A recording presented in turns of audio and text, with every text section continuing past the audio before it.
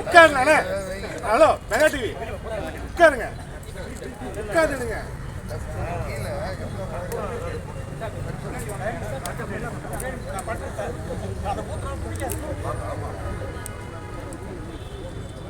கொஞ்சம் art department சேர் எடுத்து போடுங்க. ஷார்ட் ஓகேவா எல்லாத்துக்கும்? கரண்டி கயிறெல்லாம் பண்ணக்கூடாது.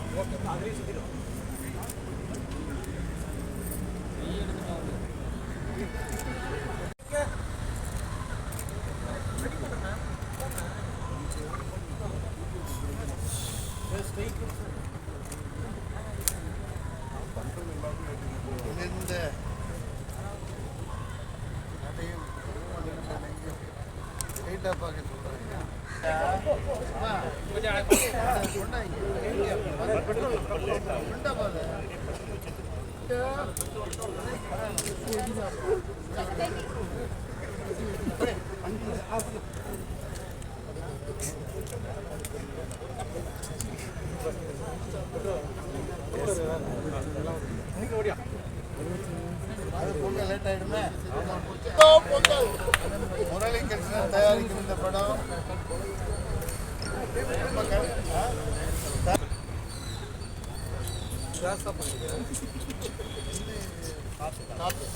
சரி நடக்குது. எதிர்கட்சிகள் சரி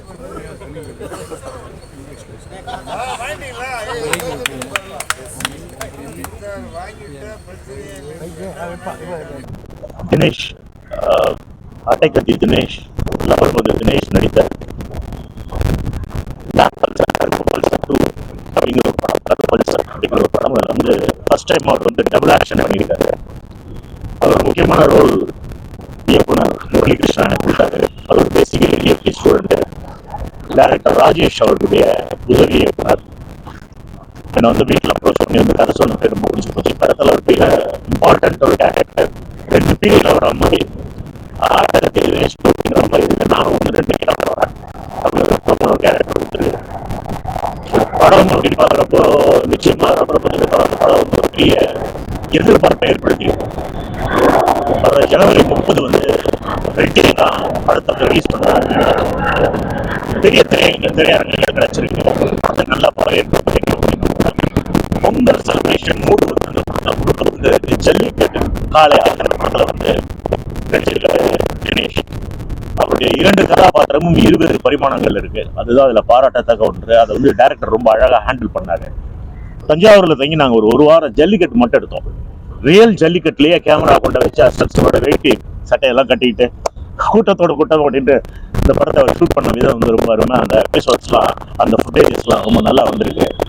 படத்துல அர்ஜய் நடிச்சிருக்காரு. அண்ணன் மன்சூர் அலி அண்ணன் நடிச்சிருக்காங்க. அவங்க மதுரைக்கா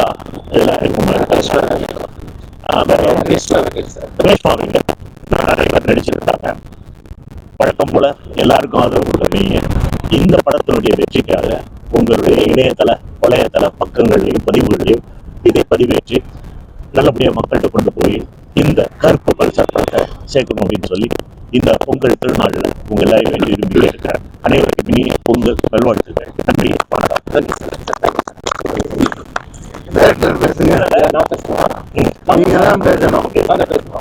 என்னாச்சு?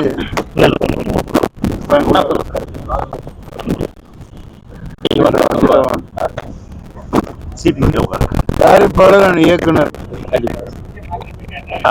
அனைவருக்கும் யூடியூபர்ஸ் யாரும் வந்திருக்கீங்க, ரொம்ப சந்தோஷம். எல்லாருக்கும் இனிய பொங்கல் நல்வாழ்த்துக்கள் சொல்லிக்கிறேன். என்னோட ஃபர்ஸ்ட் படமா இந்த கருப்பு பல்சர் படத்தை இயக்கியிருக்கேன். அது மட்டும் இல்லாமல் தயாரிக்கிற சூழ்நிலையும் எனக்கு நான் வந்துடுச்சு. அதனால இந்த படத்தை இயக்கி தயாரிச்சிருக்கேன். என்னோட ஃபர்ஸ்ட் படமா இது நான் பண்ணியிருக்கேன். நான் எம் ராஜேஷ் கிட்ட அசோசியேட் டைரக்டராக ஒர்க் பண்ணேன். ஒரு கண்ணாடி படத்தில் அவர்கிட்ட அசிஸ்டண்டாக ஒர்க் பண்ணேன். இன்னைக்கு வரைக்கும் நான் அவர்கிட்ட ட்ராவல் பண்ணிட்டு இருக்கேன். முதல்ல இந்த கதையை எங்கள் டைரக்டருக்கு தான் சொன்னேன். அவர் இது டபுள் ஆக்ஷன் சார், ஜல்லிக்கட்டு சம்பந்தமான கதைன்னு சொன்னேன். இது இவ்வளோ பெரிய கதையாக இருக்குது, இதை நீ எப்படி எடுப்பான்னு கேட்டார். ஏன்னா அவர் என்ன சொன்னார்னா, ஃபர்ஸ்ட் ஒரு சேஃபான கதையாக போயிடலான்னு சொன்னார்.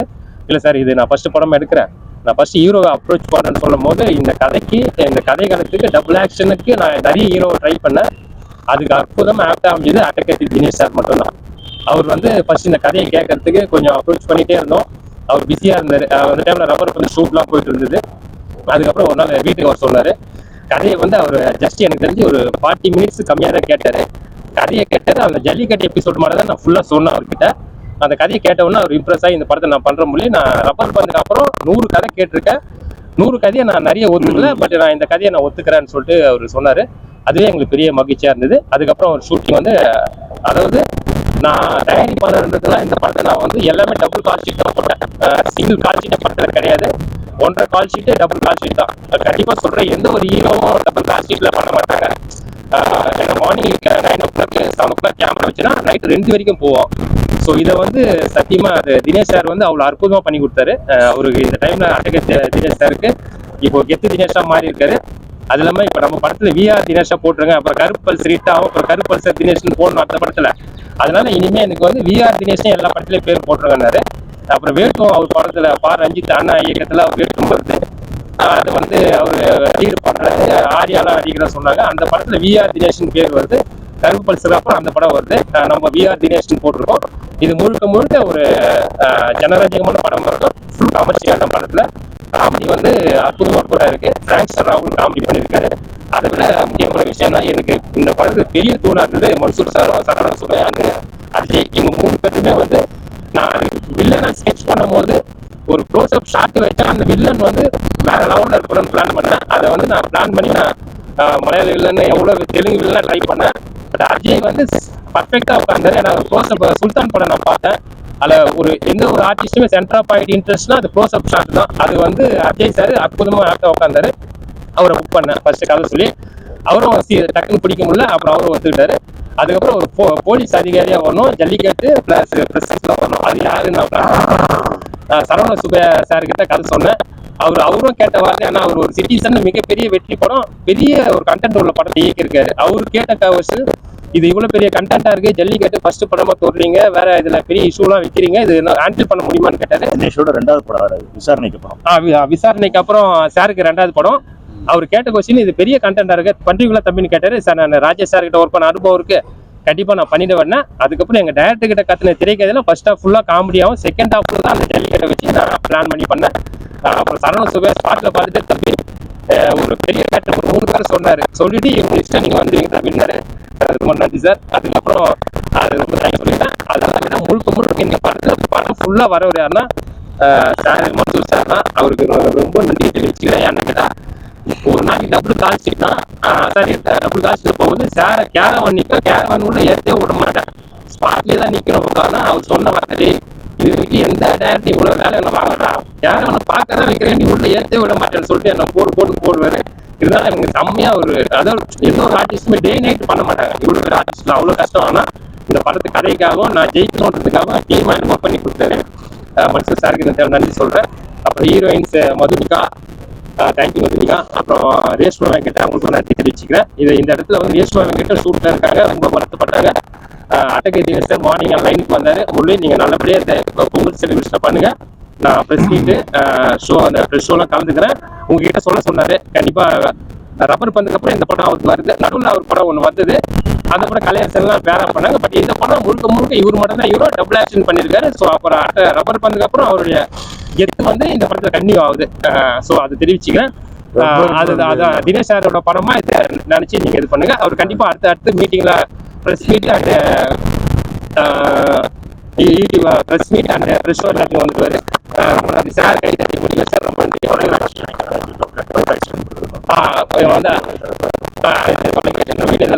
யூடியூபர்ஸ் எல்லாருக்கும் ரொம்ப நன்றி தெரிவிச்சுக்கேன்.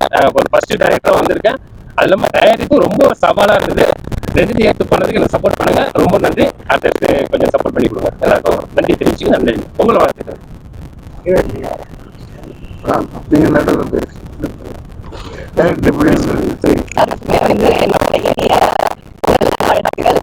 ரொம்ப சந்தோஷமா இருக்கு எனக்கு இந்த இடத்துல இருக்கிறதுக்கு. எனக்கு இவ்வளோ பெரிய ஆப்பர்ச்சுனிட்டி கொடுத்த டேரக்டர் சாருக்கு ரொம்ப ரொம்ப நன்றி.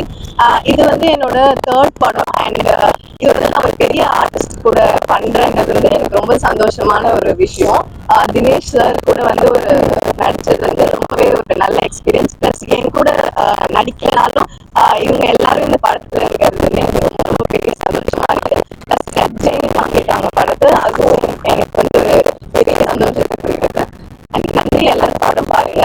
தேங்க்யூ.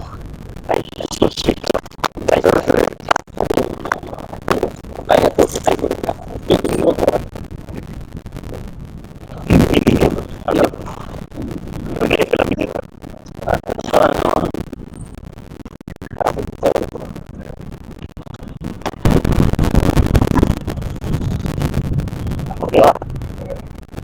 அனைவருக்கும் இனிய பொங்கல் நல்வாழ்த்துக்கள்.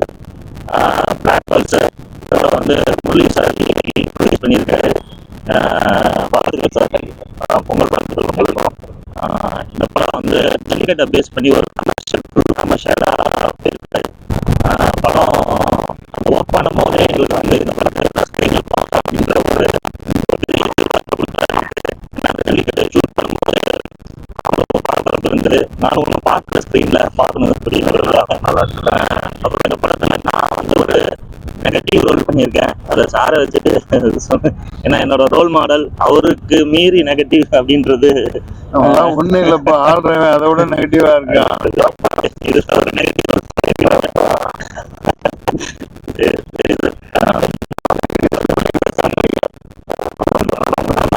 சாரோட அந்த விஷால் சாரோட படத்தில் பண்ணியிருக்கேன். அதில் சாரோட நான் காம்பினேஷன் பண்ணியிருக்கேன். தினேஷ் படம் இருக்கிறது 2வது படம். ஏன்னா ஃபர்ஸ்ட் படம் வந்து நம்ம லுக்கு அப்படின்ற ஒரு படம் அவரோட நான் நெகட்டிவ் ரோல் பண்ணியிருக்கேன். இந்த மாதிரி நிறைய படங்கள் போயிட்டு இருக்கு லைன் அப்பில். எங்கள் டீமுக்கு நீங்களும் ஆதரவு கொடுத்து ஆதரவு கொடுக்கணும். நன்றி. பொங்கல் நல்வாழ்த்துக்கள்.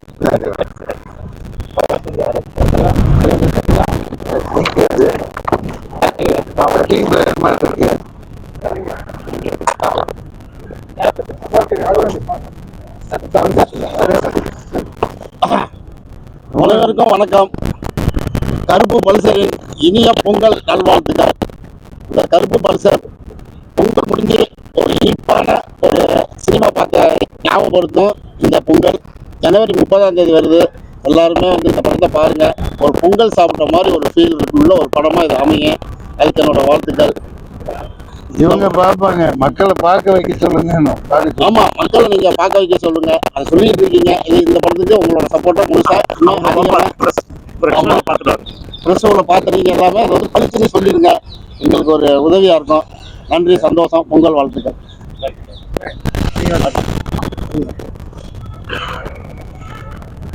பாருங்கள், அவங்க என்னம்மா பேர் என்ன பேர்? மஞ்சுளா. திருவாய் மொழிந்தவர்கள் வாங்க.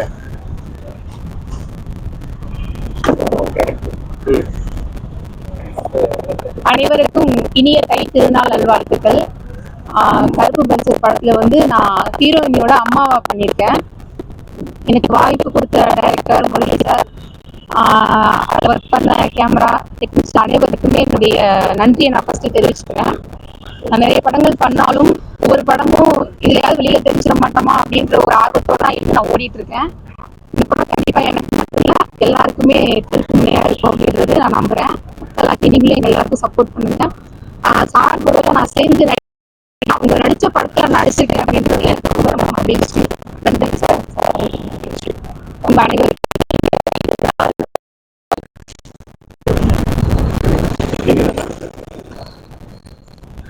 அவங்களா? அவங்க என்ன வயசு?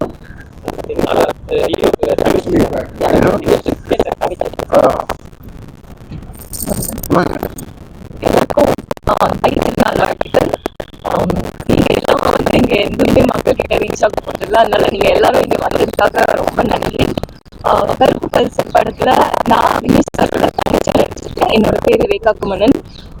எனக்கு வாய்ப்பு கொடுத்து எனக்கு நிறைய சப்போர்ட் பண்ண முரளி சார் அண்ட் டீம்ல எல்லாருக்குமே ரொம்ப நன்றி. வினேஷ் சாருக்கு மட்டும் தங்கச்சியா இல்லாம இந்த டீம்லயே என்ன எல்லாருமே அப்படிதான் நடத்துனாங்க. என் பேரே யாருக்கும் தெரியாது. செட்லயே வந்து எல்லாரும் தங்கச்சி தங்கச்சி அப்படின்னு தான் சொல்லுவாங்க. ஸோ ஃபுல்லா சப்போர்ட் அண்ட் லவ் எல்லாமே கிடைச்சிது.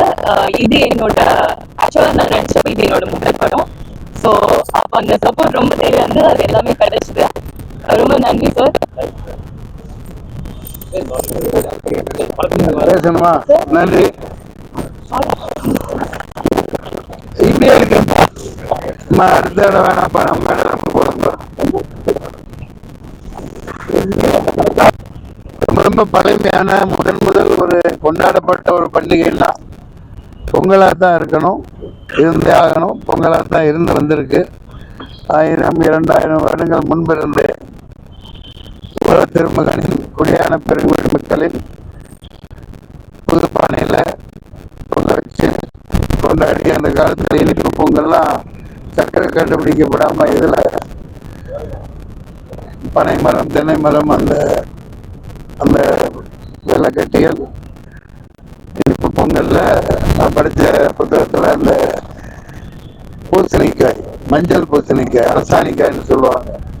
ஆரோக்கியமான பொங்கலாக செஞ்சு சிரிச்சுட்டு அதை உள்ள போட்டு கிண்டி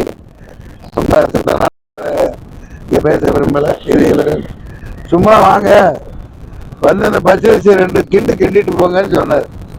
இங்கே வந்தால் உலகத்தில் உள்ள அனைத்து மீடியாவும் வந்திருக்கீங்க. செலிபிரிட்டியும் பெரிய அளவுக்கு செலவு பண்ணி பண்ணுறாரு. முதல் தயாரிக்கிறாரு, இயக்கம் செஞ்சிருக்காரு. தருணத்துறையோட நடித்த எல்லாம் இது பாக்கியம். இந்த நடிகர் நேரத்துக்கு சொல்லணும்னா ரொம்ப ரொம்ப எளிமையானவர். அவர் இந்த சினிமாவுக்கே கிட்டாகாத ஒரு மனிதர். அதாவது யதார்த்தம் நம்ம விக்ரம் இருந்தாரு இருப்பாரு. அதான் இன்னும் ஒரு விக்ரம். அதாவது ஒரு உடுப்புல ஒண்ணு வெளியே பேசாரு, குழந்தைய விட குழந்தை. ஆமா, இப்போ வந்திருக்காரு அந்த மதுரையில அரஞ்சர் படத்துல ஒரு கெட்டப்ல இருக்கனால வெளியே வரலன்னு சொன்னாங்க. உங்களை சந்திச்சதுல மகிழ்ச்சி. நீங்க ஏதோ கேள்விகள் கேட்கலாம். அந்த கருப்பு பால்சர் கருப்பு சூர்யா படத்துல நடிச்சிருக்கேன்.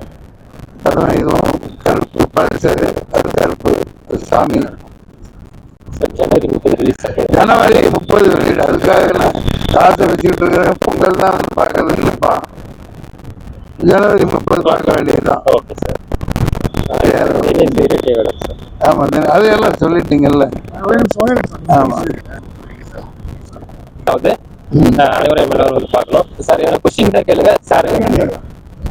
நடிக்கிறதான் செய்யறேன். இனிமேல் வெல் பெற பாருங்க, அது ஒரு பெரிய கதை. அது இங்கதான் இருந்துச்சு நம்ம அடையார்கிட்ட. அந்த இதை திடீர்னு நைட்டோட நைட்டா ஹரியானா கொண்டு போய் வச்சுட்டாங்க. அது கேட்க ஒரு நாய் இல்லை.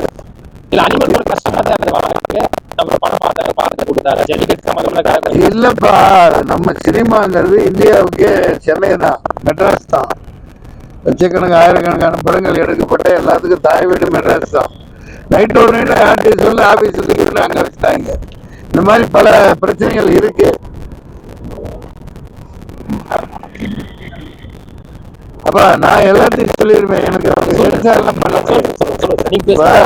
சென்சார் போர்டுங்கிறது இருக்கு, எல்லாமே அனுபவிச்சிருக்கோம். பாரத ஜனநாயகம்னு ஒரு படம் நான் எடுத்து 96 95 3 தடவை கொண்டு போயிருக்கேன் பெட்டி.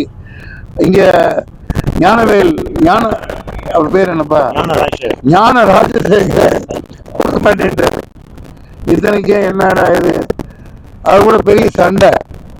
சும்மா இன்னைக்கு தான் இல்லை, ஐஏஎஸ் ஆபீசர் தானே வைப்பாங்க. அப்புறம் என்ன விஏவி சும்மா ஆனா ஒண்ணு அப்படி சஞ்சாங்க பணமா போடுவாங்க. ஐஏஎஸ் தான் அவங்க மாட்டேன்ட்டாரு. நான் 3 தடவை 1 வருஷம் அலைஞ்சேன். வாழ்க ஜனநாயகன்னு படம் பொட்டி. அப்போலாம் வந்து டிஜிட்டல் கிடையாது, பெரிய பொட்டி, 7 பொட்டி 6 பொட்டி ஆக்கி அந்த ரீலை தூக்கிட்டு ஏர் இண்டியா, அப்போலாம் ஏர் இண்டியா ஒண்ணுதான், டிக்கெட் போட்டு கொண்டு போனேன். அப்புறம் 2 தடவை டிக்கெட் வேணான்ட்டாங்க.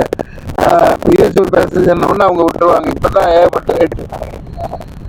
அங்க சென்சார் அப்படி போய் 3ஆவது தடவை அங்க போய் சாரா, இவங்க சென்சார் ஆபீசர் சாரான்னு ஒருத்தன் உட்கார்ந்துருந்தாங்க. இளமி உங்க கவர்னரோட சிஸ்டர்னா பாத்திமா பிவி ரிவைசிங் கமிட்டியில ஃபைனலுக்கு போயிட்டு இருந்தேன். அதான் தேவையில்லை, நீ என்ன சொல்லுவாங்க பாம்பே போச்சோன்னா அங்கெல்லாம் போகல, பொட்டி தூக்கிட்டு அங்கே போயிட்டேன். நான் அவங்க கவர்னர் பாத்திமா பிவியோட சிஸ்டர் தான். பார்த்துட்டு இதில் என்ன இருக்குதுன்னு போட்டு கொடுத்துட்டாங்க. சேலத்தில் போராடணும், சென்சார் போர்டுன்னா அப்படி தான்.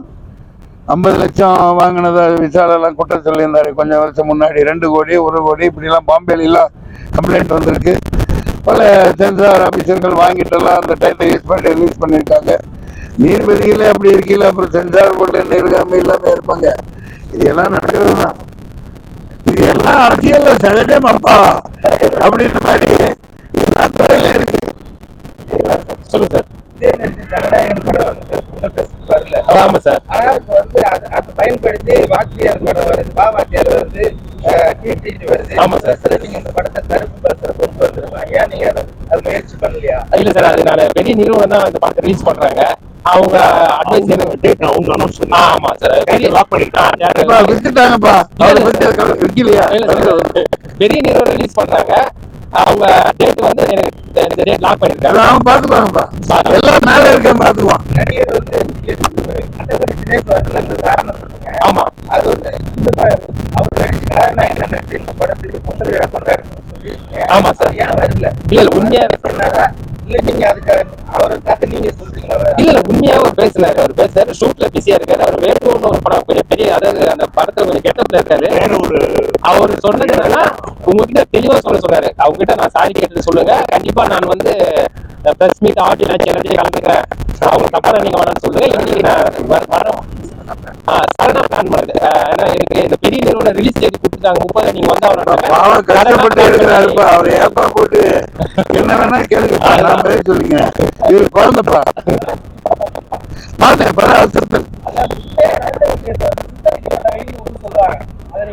இல்ல அந்த எழுத்துக்குள்ளே போகல நானு. படம் வந்து அந்த நோக்கமும் சரி. இந்த காலகட்ட இளைஞர்களுக்கு அந்த இந்திய எதிர்ப்பு போராட்டம், திராவிட கழகங்களின் அண்ணாலய போராட்டம், அந்த அப்படியே நெருப்புக்கு பலி கொடுத்தாங்க. 100-200 பேர் சுட்டு கொல்லப்பட்டாங்க. இப்போ வந்து காங்கிரஸ் சண்டை பண்ணிட்டு இருக்காங்க. அது காலம் வரலாறு. சுதந்திரம் வந்து வாங்கியில எல்லாம் ஒரே ஒரு கட்சி தான் இருந்தது, தேசிய காங்கிரஸ் தான் இருந்தது. அப்புறம் பிரிஞ்சு போனோம்னா அந்த இந்திய திணிக்கையில தான் கிளர்ந்து எழுதுனாங்க. அந்த இதில் அவ்வளவு காட்டப்படாட்டியும் ஒரு 10 விழுக்காடு தான் காமிச்சிருக்காங்க. அதுக்கு சென்சார் ஏகப்பட்ட கெடுபடி பண்ணியிருக்கு. ஆனால் முழுமையாக 5-6 தடவை நான் அழுதேன் அந்த படத்தில். அந்த நேற்று நான் பார்த்துட்டு வந்தேன். அதெல்லாம் ஒரு சினிமா. அந்த பல பேர் வெளியே வரையில எப்படி இருந்துச்சு அந்த கேள்விக்கெல்லாம் உட்படுத்தக்கூடாது. அது ஒரு சரித்திரம், அது ஒரு பேட்ரியாட்டிக் ஃபிலிம். ஹேட்ஸ் ஆஃப் எந்திரிச்சுன்னு வணக்கம் சொல்லணும். சுதா கொங்கரா ரொம்ப அசத்தலாக பண்ணியிருக்காங்க அந்த படத்தில். இது வேற இதாக இருந்தாலும் சொல்ல வேண்டிய கடமை. நல்ல அதர்வா அசத்தலாக பண்ணியிருக்க அந்த பையன். அப்படியே அந்த காலகட்டத்தில் காட்டுது. சிவகார்த்திகேயனுக்கு தீனி பத்தலை சொல்லப்போனா. அந்த போராட்டங்கள்ல ஒரு 5% தான் சிவகார்த்திகேயன் பங்கா இருக்கு. ஆனா அவர் பங்கு பயங்கரமா பண்ணியிருக்காரு. அண்ணாவா அதான் மோகன் ரவி ஏன் அது புனையப்பட்ட கதாபாத்திரமா தான். நான் சரித்திரம் படிச்சனால அந்த காலத்துல என்ன ஏகப்பட்ட ஆளுகளை வச்சு சுட்டு கொண்டு பயங்கரமான விழுத்தம் நடந்து அவ்வளவு உயிர் பலியை தாண்டி இந்த தமிழ்நாடு மொழிப்போர் தியாகிகள் 100கணக்காக இறந்துருக்காங்க. அதை கண்ணுக்கு முன்னாடி கொண்டு வந்த நிறுவனத்துக்கும் இந்த சுதா கொங்கராவுக்கும் வணக்கங்கள். அது கொண்டாடப்பட வேண்டிய சரித்திரத்துல இதை காமிச்சிருக்காங்கிற ஒரு சந்தோஷம் எனக்கு இருக்கு. அந்த வகையில அது கொண்டாடப்பட வேண்டிய படம். எங்க அது வேறங்க, காலகட்டம் மாறுதலுங்க. அதுலயே படத்துல இந்தியர்களுக்கும் இந்தி தாய்மொழியா கொண்டவர்களுக்கு எதிரிகள் கிடையாது.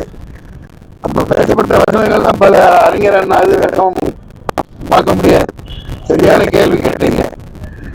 இந்தி ஆயிரம் இருந்தாலும் என் தமிழ் தாய் அன்னை தமிழன்னை என் தாய் வந்து தமிழன்னை. இந்தி எனக்கு சித்தியான்னு கேட்டாங்க. சித்தியா இல்லை வேற ஒரு வார்த்தையெல்லாம் சொல்லக்கூடாதுங்க. அதனால இப்போ என்றைக்குமே அதுதான். ஜவஹர்லால் இறந்ததுக்கு அப்புறம் 64 மிகப்பெரிய மறுபடியும் அந்த ஜவஹர்லால் இறந்துட்டாரு போட்டு மறுபடியும் அது கிளப்பி விட்டாங்க ஆளுநவங்க. அதனால அதிகமான வெளிப்படையானது. அது தொடரணும். இருமொழி கொள்கை தான் தமிழ்நாட்டுக்கு எல்லாமே. இப்ப காலையில என்ன சொல்லியிருக்காரு, நேற்று மகாராஷ்டிரால சிஎம் வந்தா தொடப்பக்கட்டையில அடிப்பேன் அப்படின்னாரு. பாத்தீங்களா, ஹெட்டிங்ல போட்டீங்கல்ல. இத்தனைக்கும் மகாராஷ்டிரா ஹிந்தி 99 விழுக்காடு பேசப்படுற இடம். பட் அவன் மராத்தோடா மராட்டி आमच्या भाषा मुंबई मराठी आहे, हिंदी नाही म्हणत.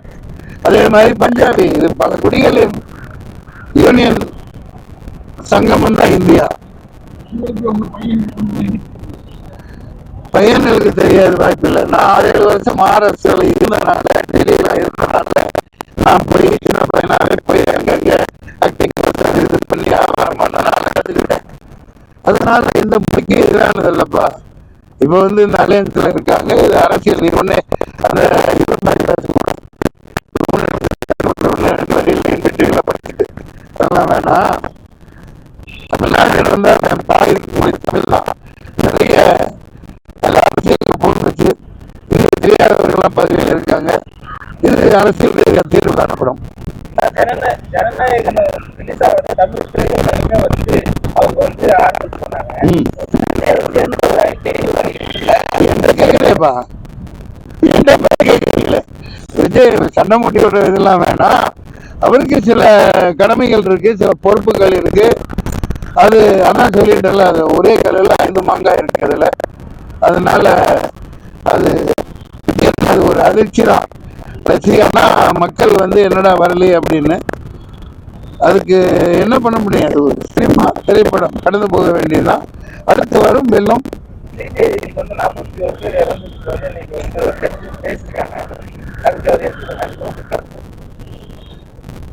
சாரி, இது இனிய பொங்கல் விழா. இனிய பொங்கல் விழா இருந்த நன்றி, வணக்கம்.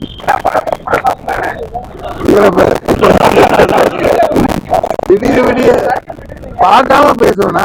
ஒரு அர்த்தம் அதுவும் பார்த்து நானு எப்பவுமே வந்து திமுக பேசுறேங்க. ஆனா வந்து வாழ்க்கையில வந்து நல்லா இருக்கு.